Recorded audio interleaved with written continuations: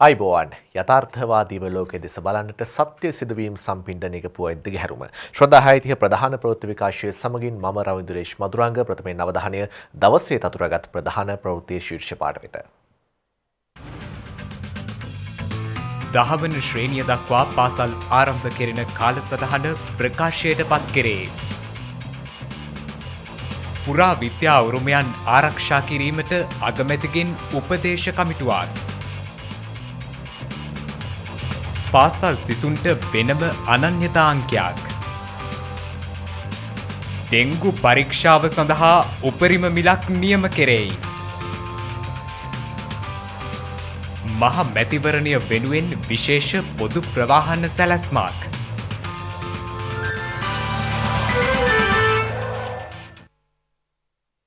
මේ වන විට මෙරටින් වාර්තා වන සමස්ත COVID-19 ආසාදිතයන් සංඛ්‍යාව 2801ක් දක්වා ඉහළ ගොස් තිබෙනවා. ඊයේ දිනේ හඳුනාගත් නව ආසාදිතයන් 5 දෙනාත් සමගයි. මේ අතර తాවකාලිකව නතර කර තිබූ විදේශගත ශ්‍රී ලාංකිකයන් මෙරටට ගෙන්වීමේ කටයුතු අනිදා සිට යලි ආරම්භ කිරීමට තීරණය කර තිබෙනවා. ඒ අනුව විදේශගත ශ්‍රී ලාංකිකයින් මෙරටට ගෙන්වීමේ කටයුතු එළඹෙන සිකුරාදා සිට ආරම්භ කරන බව ජනාධිපති අතිරේක ලේකම් අද්මිරාල් ජයනාත් කොළඹගේ මහතා පවසනවා. ඒ අනුව එහි පළමු කණ්ඩායම ඩුබායිහි සිට මෙරටට පැමිණීමට නියමිත බවයි ඒ මහතා පවසන්නේ. මේ අතර ඊයේ දිනේදී නව කොවිඩ් ආසාදිතයින් 5 දෙනෙකු හඳුනාගෙන තිබුණා. ඊයේ හඳුනාගත් ආසාදිතයන් අතරින් සිව් දෙනෙකු එක්සත් අරාබි එමිර් රාජ්‍යයේ සිට මෙරටට පැමිණ නිරෝධායනට ලක්වෙමින් සිටි අය වන අතර අනෙක් පුද්ගලයා සේනපුර පුනරුත්ථාපන මධ්‍යස්ථානයේ ආශ්‍රිතයෙක් බවයි වාර්තා වන්නේ. මේ වන විට වෛරසය ආසාදනය වීම හේතුවෙන් පුද්ගලයන් 482ක් රෝහල්වල ප්‍රතිකාර ලැබමින් සිටින අතර වෛරස ආසාදිතයයි සැක සහිතව පුද්ගලයන් 80 දෙනෙකු රෝහල්වල විමර්ශනය යටතේ පසුවනවා. කොවිඩ් වෛරසය ආසාදනය වී මේ වන විට මෙරට සුවය ලැබූ පුද්ගලයන් සංඛ්‍යාව 2317ක් දක්වා ඉහළ ගොස් ඇති බවයි වසංගත රෝග විද්‍යා ඒකකය සඳහන් කරන්නේ. දහවන ශ්‍රේණිය දක්වා පාසල් ආරම්භ කරන කාලසටහන ප්‍රකාශයට පත් කර තිබෙනවා. ඒ අනුව පළමු ශ්‍රේණියේ සිට දහවන ශ්‍රේණිය දක්වා සිසුන්ට ලබන දහවනදා සිට අධීර කිහිපයක් යටතේ පාසල් ආරම්භ කිරීමට සැලසුම් කර ඇති බවයි අධ්‍යාපන අමාත්‍යාංශය පවසන්නේ.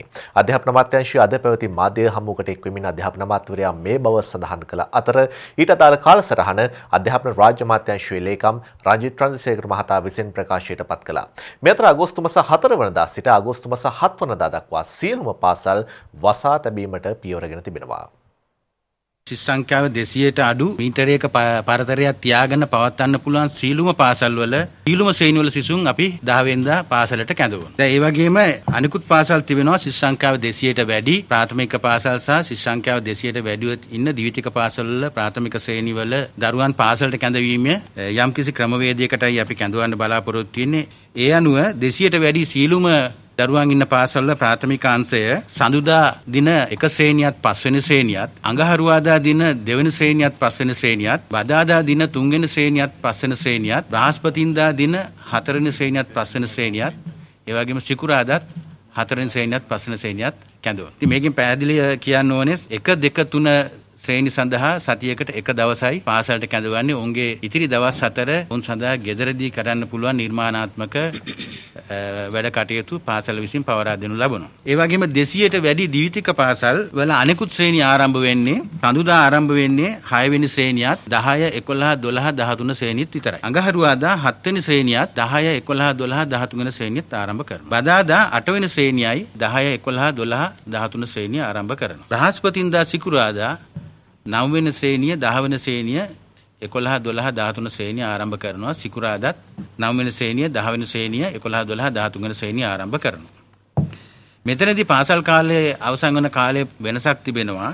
6 වෙනි ශ්‍රේණිය 7 වෙනි ශ්‍රේණිය 8 වෙනි ශ්‍රේණිය සහ 9 වෙනි ශ්‍රේණියේ සඳහා පාසල ආරම්භ වෙන්නේ පෙරවරු 7:30ට පාසල අවසන් වන්නේ පස්වරු 1:30ට. 10 11 12 13 ශ්‍රේණිය වලට මේ සතිය පාසල ආරම්භ කළ විදියටම පෙරවරු 7:30 සිට පස්වරු 3:30 දක්වා පාසල ආරම්භ වෙනවා. විශේෂයෙන්ම හුඟ දෙනෙක් අහන ප්‍රශ්නයක් තමයි මේ ගුරුවරුන්ගේ පැමිණීම සම්බන්ධයෙන්. 10 වෙනිදා සිට සාමාන්‍ය පරිදි ගුරුවරු සීලු දෙනාම තමන්ගේ පාසල් වලට වාර්තා කරන්න ඕනේ. ඒ වගේම අනධ්‍යයන කාර්ය මණ්ඩලයත් මේ සතිය වගේම 10 වෙනිදා සිට සුපුරුදු පරිදි තමන්ගේ රාජකාරිවල නියැලෙන්න ඕනේ. පස්වරු 3:30 දක්වා කාලසටහනක් හිමි නැති සීලුම ගුරු බවතුන්ට සුපුරුදු පරිදි 1:30ට තමන්ගේ පාසලෙන් පිට වෙන්නට අවස්ථාව තියෙනවා. 1:30න් පස්සේ 3:30 දක්වා කාලසටහන් හිමි ගුරුවරුන් සියලු දෙනාම පාසලේ රැඳී සිටිය යුතුයි. මේ වැඩපිළිවෙල ඔක්තෝබර් 9 වෙනිදා දක්වා ක්‍රියාත්මක වෙනවා. පවතින වර්ෂාව සහිත කාලගුණය සමග දිවයිනේ දිස්ත්‍රික්ක කිහිපයකම ඩෙංගු රෝගීන් වැඩිවීමක් දක්නට ලැබෙන බව ජාතික ඩෙංගු මර්ධන ඒකකය පවසනවා. මේ අතර පාරිභෝගික අධිකාරිය මගින් ඩෙංගු පරීක්ෂාව සඳහා උපරිම මිලක් නියම කර තිබෙනවා. ඒ අනුව ඩෙංගු පරීක්ෂාව රුපියල් 1200ක සහ පූර්ණ රුධිර පරීක්ෂාව සඳහා රුපියල් 400ක උපරිම මිලක් නියම කිරීමටයි තීරණය කර ඇත්තේ. ඒ අනුව ඩෙංගු රෝගය ව්‍යාප්ත වීමේ වැඩි අවධානම් ප්‍රදේශවල මෙම වර්ෂයේ ප්‍රථම කාර්තුවට වඩා දෙවන කාර්තුවේ කීට විද්‍යා දර්ශකවල විශාල වැඩිවීමක් පෙන්නුම් කිරීම අවධානයට ලක්විය යුතු කරුණක් බවයි සෞඛ්‍යාංශ පවසන්නේ. මේ අතර කොළඹ මහනගර සභා සීමාව තුළ ආයතන අතරින් ආයතන 150කට වැඩි සංඛ්‍යාවකම ඩෙංගු මදුරු කීටීන් හමු වී ඇති බව වාර්තා වනවා. එමෙන්ම නිසි පරිදි අවශ්‍ය මදුරු මර්දන කටයුතු සිදු නොකළහොත් මෙම අවදානම් තත්ත්වය වර්ෂාවත් සමගම තවදුරටත් ඉහළ යා හැකි බවයි ජාතික ඩෙංගු මර්දන ඒකකය පෙන්වා දෙන්නේ. මේ වන විට ඩෙංගු රෝගය ව්‍යාප්ත වීමේ අධි අවදානම් දිස්ත්‍රික්ක ලෙස කොළඹ, ගම්පහ, කළුතර, මහනුවර, ගල්ල සහ රත්නපුර යන දිස්ත්‍රික්ක හඳුනාගෙන තිබෙනවා. දෙවයින පුරා පවතින පුරාවිද්‍යාත්මක උරුමයන් ආරක්ෂා කිරීමට සහාය ලබා ගැනීමේ අරමුණින් අග්‍රාමාත්‍ය මහින්ද රාජපක්ෂ මහතා පුරාවිද්‍යා උපදේශක කමිටුවක් පත් කර තිබෙනවා. දිවයින පුරා පවතින පුරාවිද්‍යා උරුමයන් ආරක්ෂා කිරීමට සහාය ලබා ගැනීමේ අරමුණින් බුද්ධ ශාසන සංස්කෘතික හා ආගමික කටයුතු අමාත්‍යවරයා ලෙස අග්‍රාමාත්‍ය මහින්ද රාජපක්ෂ මහතා පුරාවිද්‍යා උපදේශක කමිටුවක් පත් කර තිබෙනවා. ඊට අදාළ පත්වීම් ලිපි ප්‍රදානය කිරීම අද අග්‍රාමාත්‍යවරයාගේ ප්‍රධානත්වයෙන් අරලියගහ මන්දිරයේදී සිදු කෙරුණා.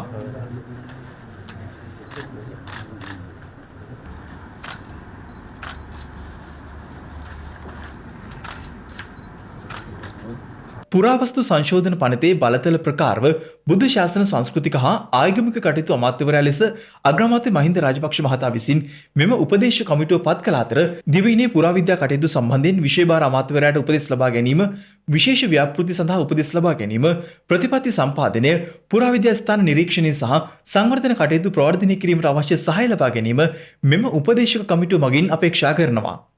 මෙම පත් කරන ලද උපදේශක කමිටුව සමාජිකින් 20 දෙනෙකුගෙන් සමන්විතයි. මෙම අවස්ථාවට අග්‍රාමාත්‍ය අතිරේක ලේකම් නීතිඥ චමින්ද කුලරත්න, බුද්ධ ශාසන සංස්කෘතික හා ආගමික කටයුතු අමාත්‍යාංශයේ ලේකම් එම්.කේ. බන්දුල හරිස්චන්ද, පුරාවිද්‍යා අධ්‍යක්ෂ ජෙනරාල් මහාචාර්ය සෙනරත් දිසානායකයන් මහතුරුන් සහභාගී වී සිටියා. අපේ රටේ ජාතික උරුමය රැකගත යුතු බලවත් ප්‍රශ්න තියෙන කාලයක් මේ කාලය නිසා ඒ ගැන අපේ අවධානය දැඩි ලෙස යොමු කරලා මෙතෙක් තිබුණා වගේම ඉදිරියටත් ඒ විදිහට කටයුතු කරගෙන යනවා.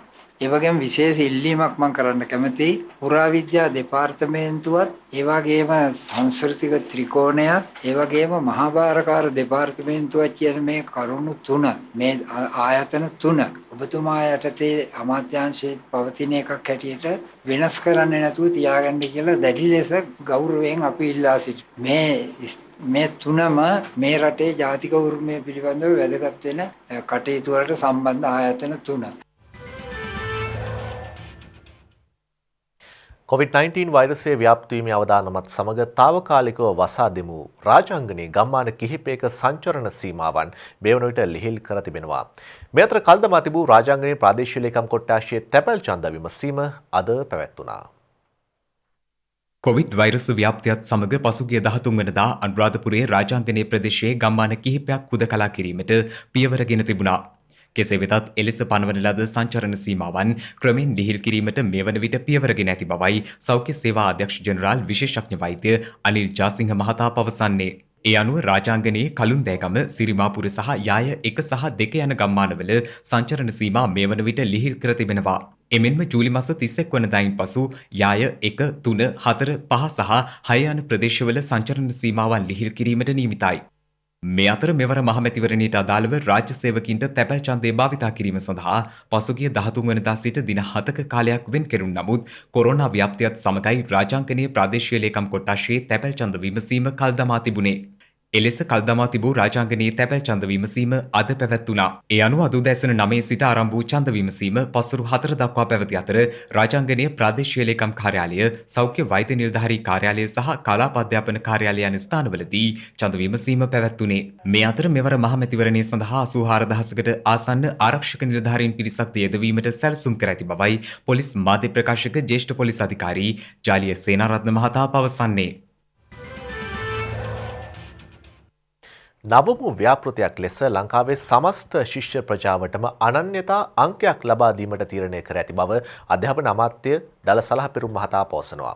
ඒ අනුව මින් මතුවට ලංකාවේ ඉගෙනුම ලබන සෑම ශිෂ්‍යයෙකුගේම සියලු තොරතුරු අධ්‍යාපන අමාත්‍යාංශය සතුව පවතින බවයි අමාත්‍යවරයා පවසන්නේ.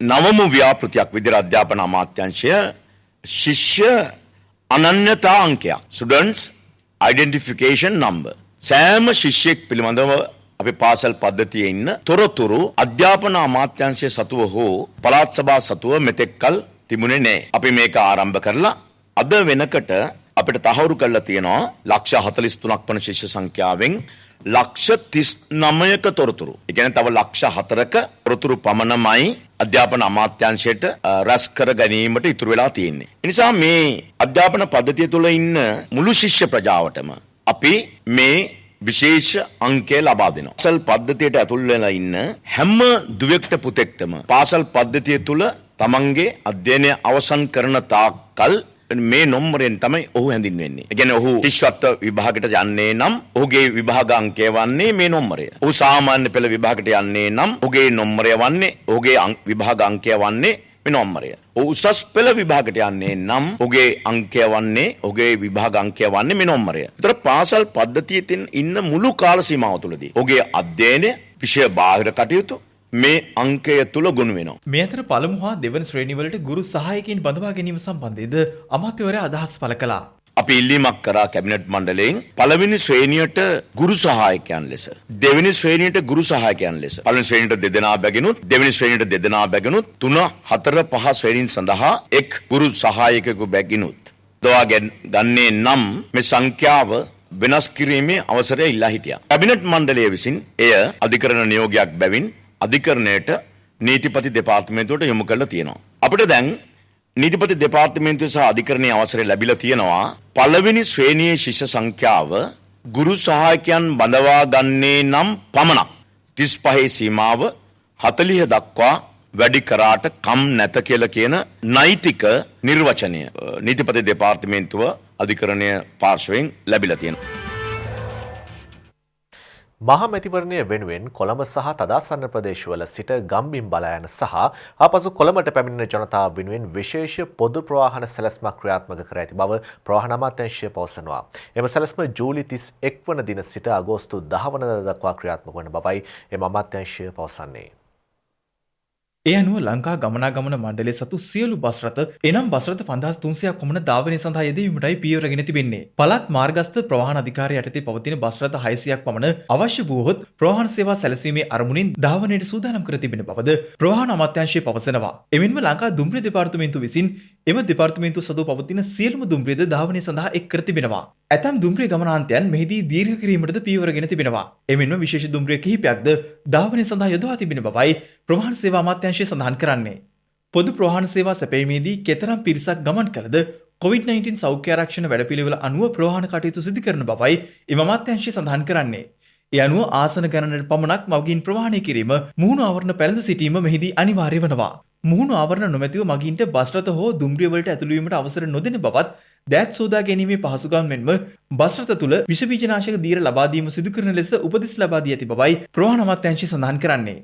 මගින්ට ප්‍රවාහන ගැටලුවක් ඉස්මතු වුවහොත් ඒ සම්බන්ධව ලංගම හෝ ජාතික ගමනාගමන කොමිසමට දැනුම් දිය හැකි බවද ප්‍රවාහන අමාත්‍යාංශය සඳහන් කරනවා. මේ අතර එළඹෙන සතියන්තයේදී විශේෂ දුම්රිය කිහිපයක් ධාවනය කිරීමට දුම්රිය දෙපාර්තමේන්තුව තීරණය කර තිබෙනවා. සතියන්තයේ දීර්ඝ නිවාඩුවක් හේතුවෙන් මෙම තීරණය ගෙන ඇති බවයි දුම්රිය දෙපාර්තමේන්තුව සඳහන් කළේ. ජූලි මාස 31 වන දින සිට අගෝස්තු මාස 3 වෙනි දින දක්වා මෙම විශේෂ දුම්රිය සේවාව ක්‍රියාත්මක කරන බව සඳහන්. කොළඹ කොටුව සිට නානුවය, කොළඹ කොටුව සිට මහව සහ අනුරාධපුරය, කොළඹ කොටුව සිට බෙලියත්ත දක්වා අදාළ දුම්රිය ධාවනය කිරීමටයි පියවරගෙන ඇත්තේ. මහනුවර ඓතිහාසික ඇත්සල පෙරහැර මංගල්‍යයේ අවසන් කුඹල් පෙරහැර අද වේදි සංචාරය කෙරෙනවා. අද රාත්‍රී 7:13ට දකුණු දිශාභිමුඛව පිටත් වන පෙරහැර ශ්‍රී දළදා මාලිගාවෙන් ආරම්භ වී දළදා වීදියේ යටිනුවර රජවීදියට හැරී ඉහළට විත් ගෙවදීමට නියමිතයි. එමෙන්ම ඇත්සල පෙරහැර මංගල්‍යයේ සිව්වන කුඹල් පෙරහැර ඊයේ වේදි සංචාරය කළා. ශ්‍රී දළදා මාලිගාව අභියසින් ඊයේ රාත්‍රී 7:02ට දකුණු දිශාභිමුඛව පිටත් වූ සිව්වන කුඹල් පෙරහැර දළදා වීදියෙන් පිටත්ව කොටුගොඩාල වීදිය හරහා ගමන් කොට රජවීදියෙන් ඉහළට විත් ගෙවදීම සිදු වුණා.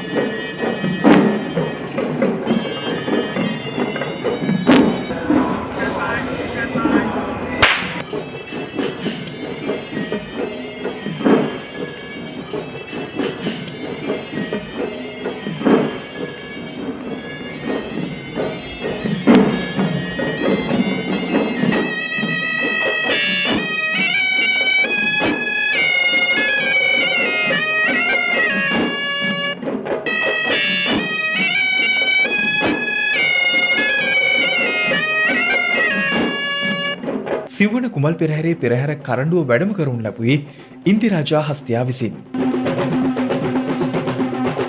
දෑලේ ඇතුන් ලෙස ගමන් කළේ මියන් රජා හා බුරුම රාජා හස්තියායි. දින 4ක් පුරා කුමල් පෙරහැර වීදි සංචාරය කළ අතර අද එහි අවසන් පෙරහැරයි. ඒ අනුව හෙට දිනේ පළමු රන්දෝලි පෙරහැර ආරම්භ වන අතර හෙට සිට අගෝස්තු 3 වෙනිදා දක්වා පුරා දින 5ක් රන්දෝලි පෙරහැර වීදි සංචාරය කිරීමට නියමිතයි. ඒ අනුව අගෝස්තු මාස 3 වෙනිදා රාත්‍රියේ අවසන් රන්දෝලි පෙරහැර වීදි සංචාරය කිරීමටයි කටයුතු යොදා ඇත්තේ. රටෙහි පවතින තත්ත්වයේ මත මෙවර පෙරහැර මංගල්‍ය පැවැත්වෙන්නේ ජනතා සහභාගීත්වයෙන් තොරවයි.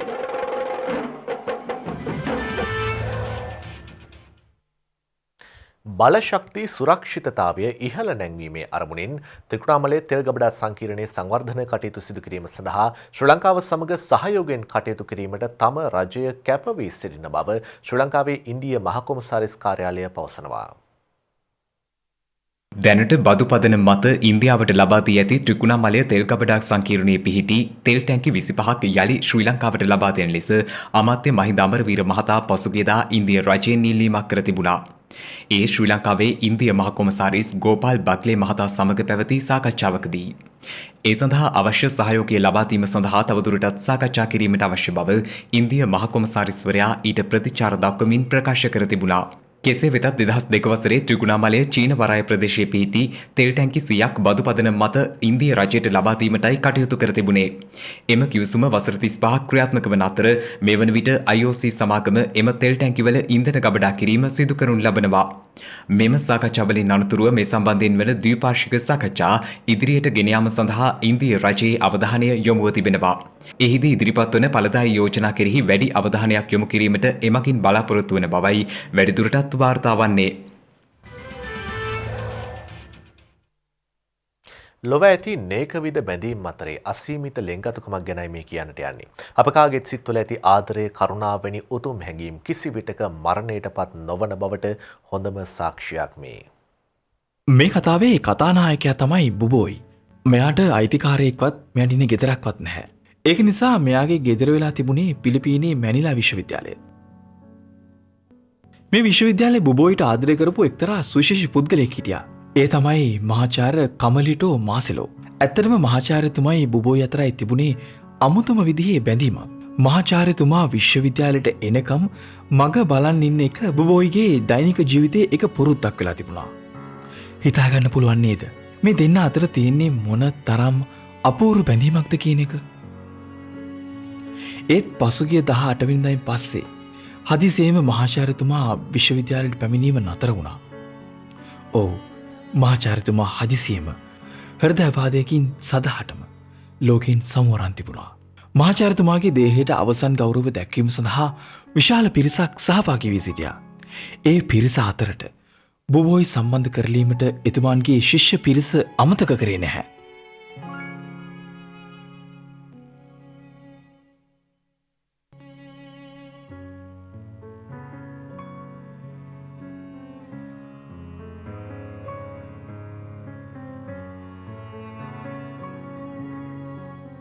යම් කිසි දෙයක් සිදුව ඇති බව බුබෝයිට හොඳටම පැහැදිලි. ඒ නිසා බුබෝයි කිසිම කලබලයක් නොකර මහාචාර්යතුමාගේ දේහය අසලම හිඳගත්තේ මහාචාර්යතුමා නැවත අවදි වී වෙනදා වගේම Tamanට ආදරෙන් සලකයි කියන අහිංසක බලාපොරොත්තුවෙන්.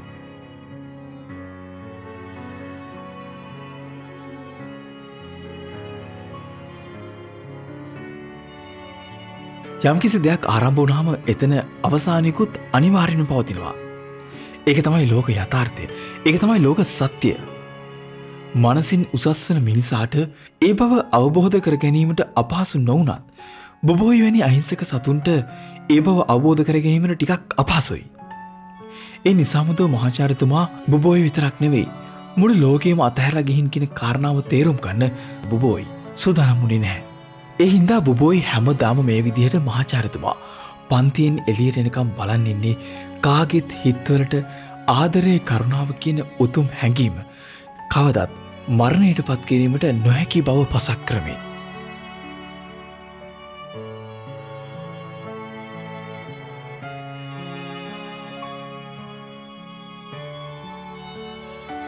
මහාචාර්යතුමාගේ අඩුව පුරවන්න වෙනත් ආචාර්යවරයෙකු විශ්වවිද්‍යාලයට පැමිණේවි. මහාචාර්යතුමා ගැන මතකය සමීපතමයන්ගේ සිත්වලින් කෙමින් කෙමින් අමතක වී යාවි. මිනිස් සිතේ ස්වභාවයත් එයයි. එහෙත් බුබෝයිගේ සිතේ මහාචාර්යතුමා ගැන මතකය කිසි දිනයක අමතක වී නොයනු ඇත. ආත්මීයගත බැඳීමක ස්වරූපයද එයයි.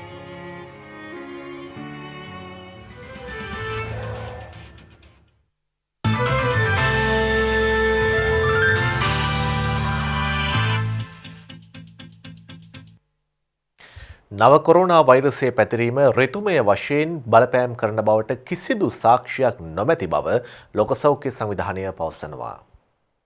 විශේෂයෙන්ම උණුසුම් කාලගුණයක් පවතින ගිම්හානය ආරක්ෂිතයයි යන බොරු විශ්වාසයන්ට එරෙහිව අනතුරු අඟවමිනුයි ලෝක සෞඛ්‍ය සංවිධානය මෙම අදහස් පළ කළේ.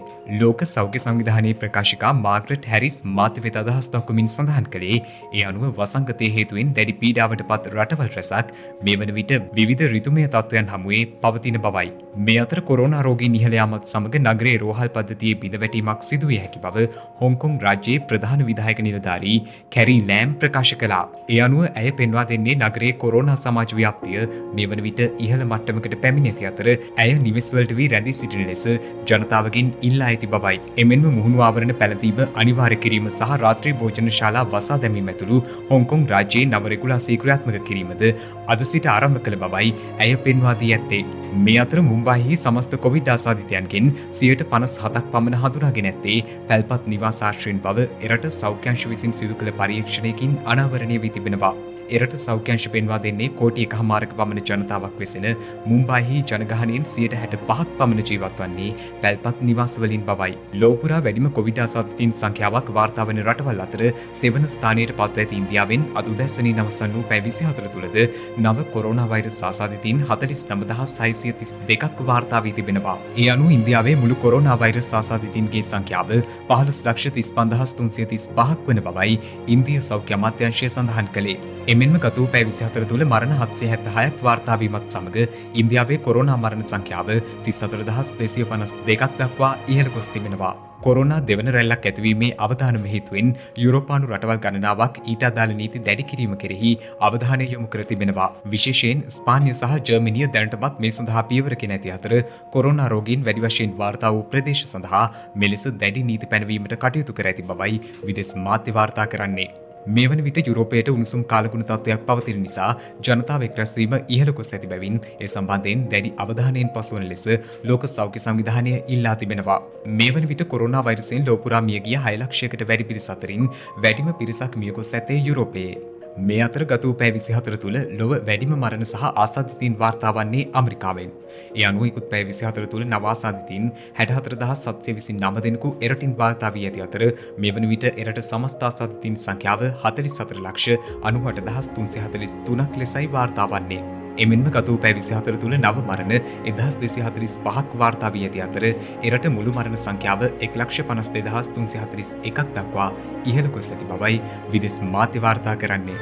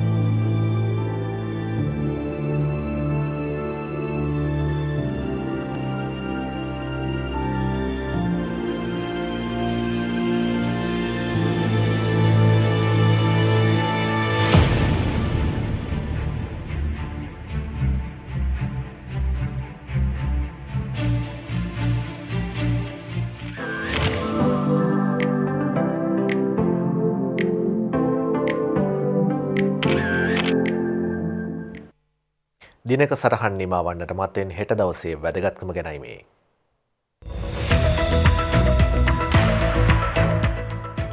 හෙට ජූලි මස 30 වනදා හෙළයේ මහා ගාන්ධර්වයා යන විරුදාවලියලත් ආචාර්ය පණ්ඩිත් W.T. අමරදේව මහතා මැක්සේසේ විශිෂ්ට සම්මානයෙන් පිදුම් ලබා ඇත්තේ 2001 වර්ෂයේ ජූලි 30 වන දිනයි. එතුමාණන් විසින් දේශීය හා ජාත්‍යන්තර තලයේ සංගීතයට කළ විශිෂ්ට දායකත්වය වෙනුවෙනුයි මෙම සම්මානය එතුමාට හිමි වැත්තේ. බ්‍රිතාන්‍ය පොත් ප්‍රකාශකයෙකු වන ඇලන් ලේන් පෙන්ගුයින් විසින් ඉංග්‍රීසි භාෂා පොත් වෙළඳපොලේ කඩදාසි විප්ලවය ආරම්භ කරමින් පෙන්ගුයින් පොත ප්‍රකාශයට පත් කර ඇත්තේ 1935 හෙටවැනි දිනකයි. ලොව කීර්තිමත්ම මෝටර් රථ නිෂ්පාදන සමාගමක් වන ෆෝඩ් මෝටර් රථ සමාගමේ නිර්මාතෘ වන හෙන්රි ෆෝඩ් උපත ලබා ඇත්තේ 1863 ජූලි මස හෙටවැනි දිනකයි. මධ්‍යම පාන්තික ඇමරිකානුවන්ට දැරිය හැකි මිලකට පළමු මෝටර් රථය වන මොඩල් T මෝටර් රථය නිර්මාණය කිරීමේ ගෞරවය හිමිවන්නේද ඔහුටයි.